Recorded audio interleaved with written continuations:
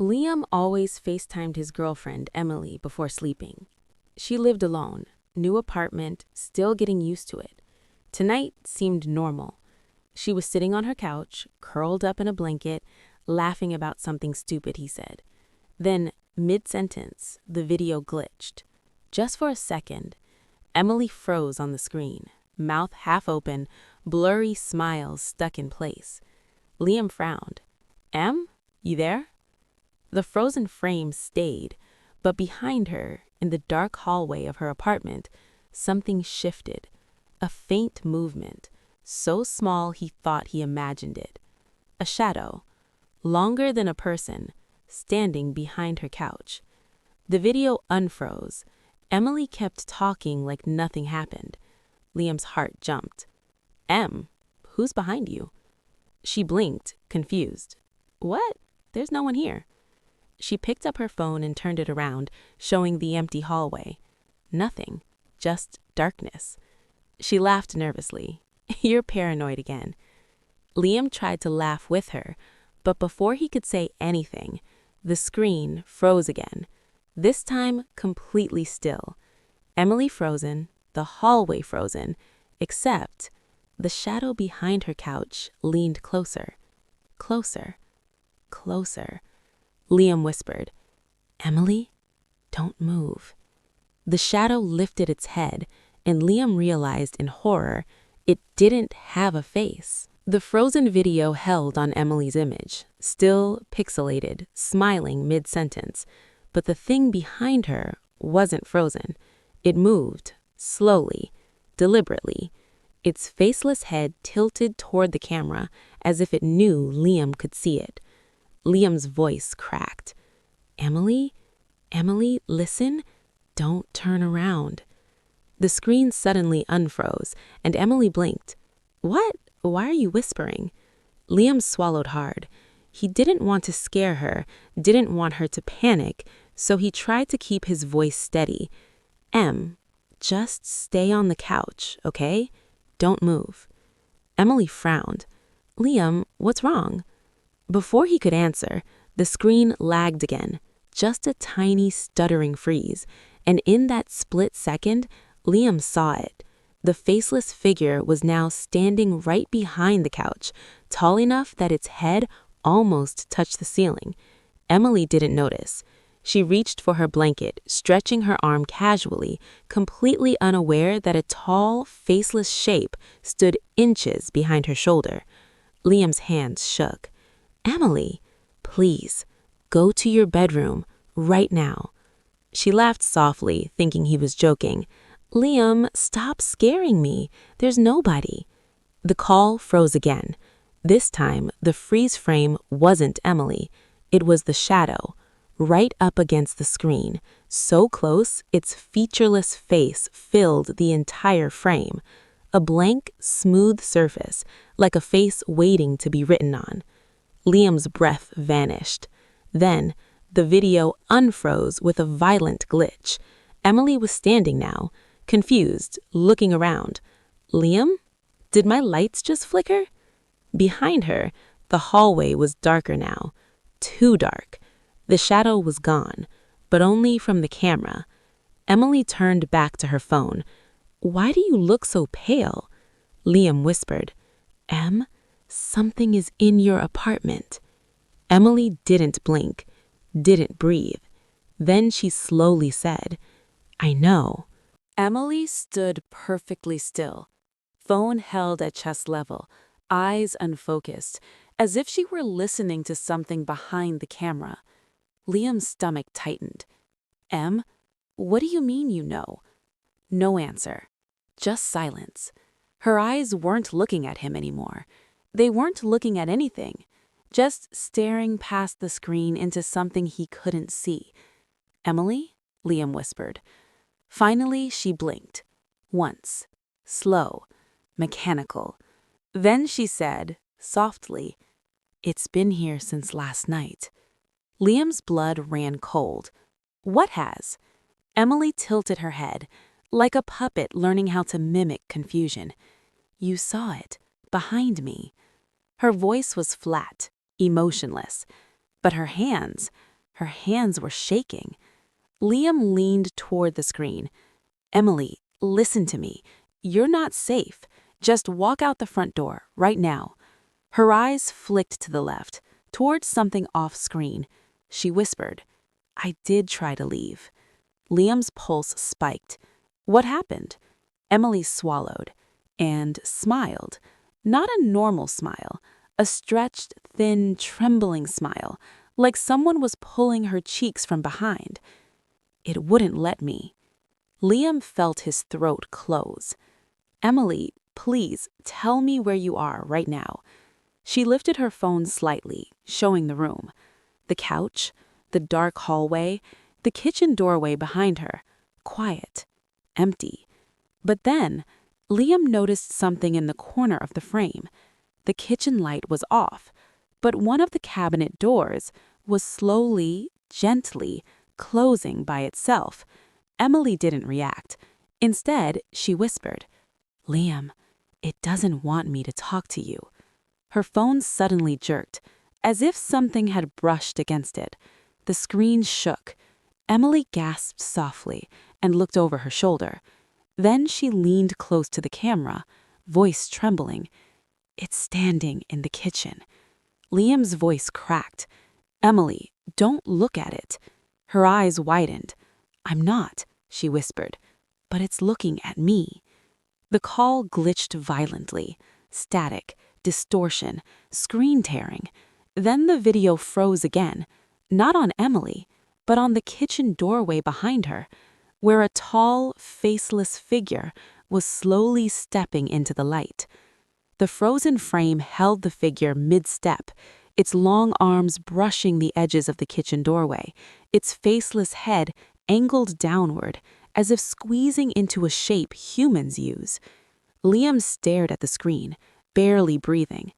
"Emily, don't turn around." When the video unfroze, Emily hadn't moved.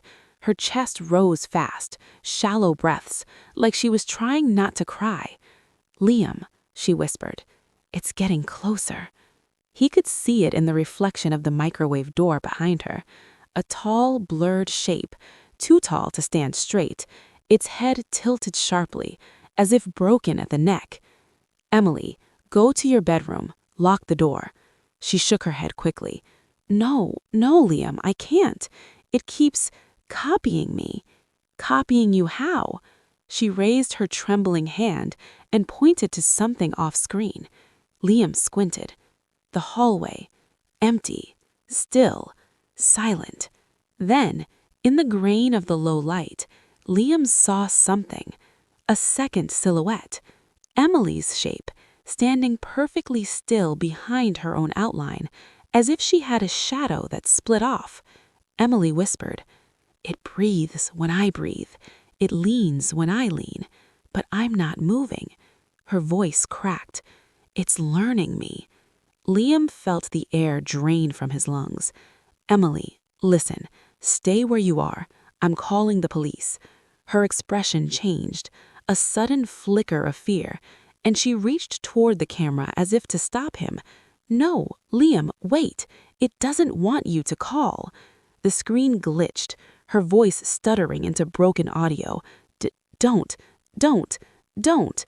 Then the call froze again, but this time the freeze frame was wrong.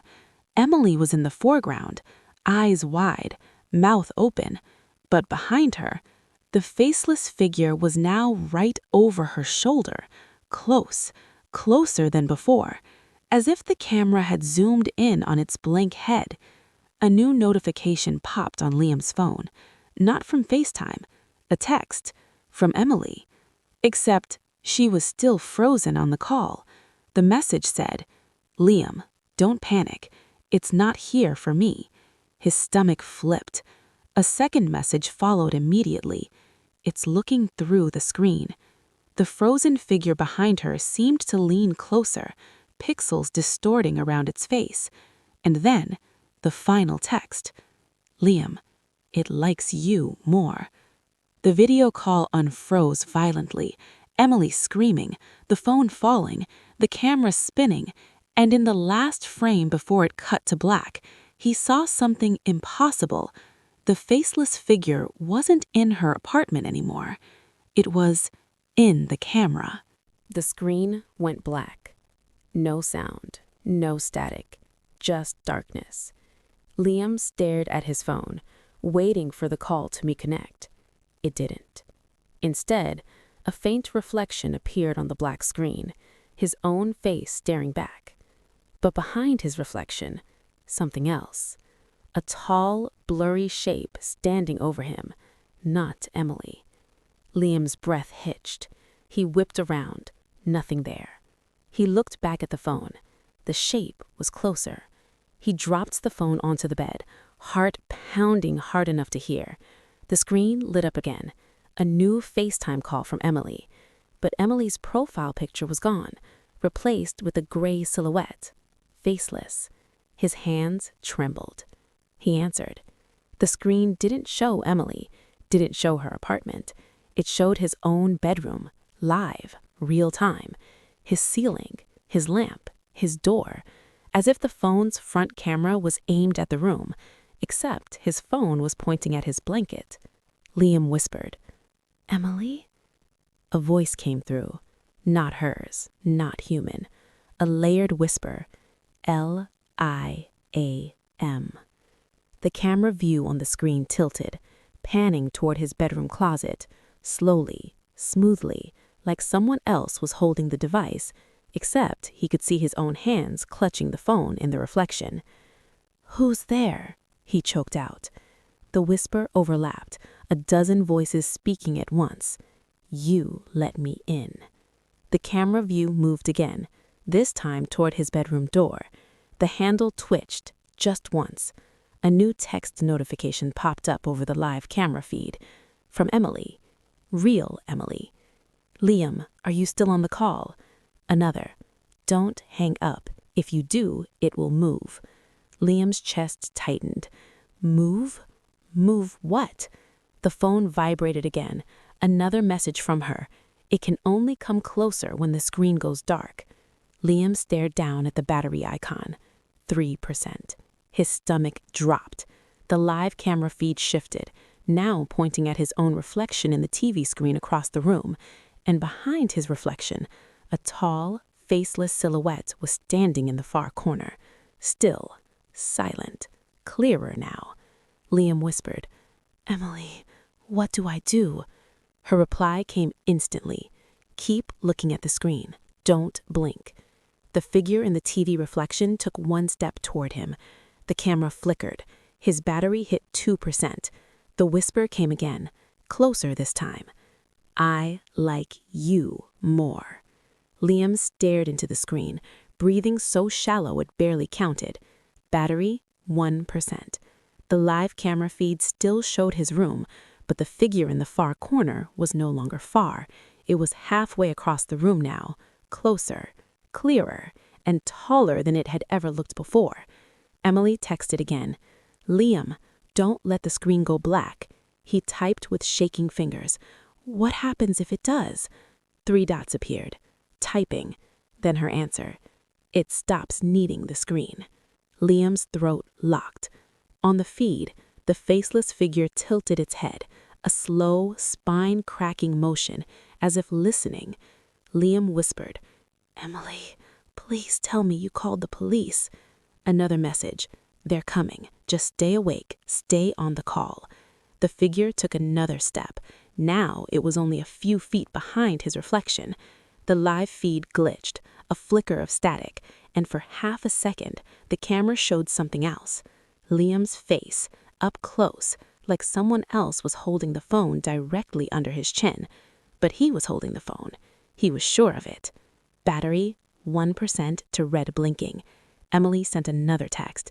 "Liam, listen carefully. Whatever you do, don't turn around." His breathing shook.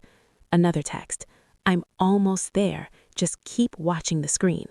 But something was wrong. Very wrong.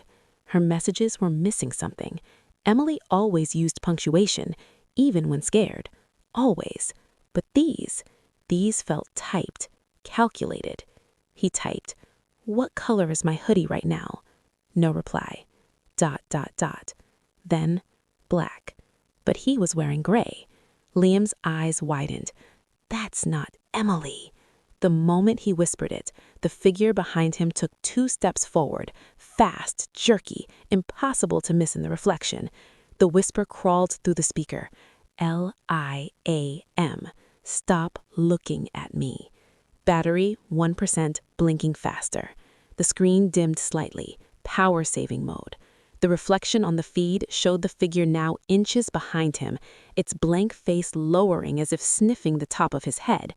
Liam's heartbeat thrashed. He tapped the screen desperately, keeping it awake, but it dimmed again. He tapped harder, panicked, frantic. Emily, fake, texted, "Let it see you." The real phone camera flickered, the screen trying to shut off. The figure's hand, long, thin, impossibly pale, lifted toward Liam's shoulder in the reflection. He tapped the screen again, but the dimming accelerated. Battery 1% to 0%, warning flash. The whisper slid through the speaker, right into his ear. Finally. The screen went black, total darkness. And in the moment before everything vanished, Liam heard one last notification, a single buzz, a new message from Emily. Real Emily. "Liam, I'm inside your building. Don't open your eyes." But it was too late. Liam had already opened them, and something else was staring back. Hey guys, subscribe my channel for more videos.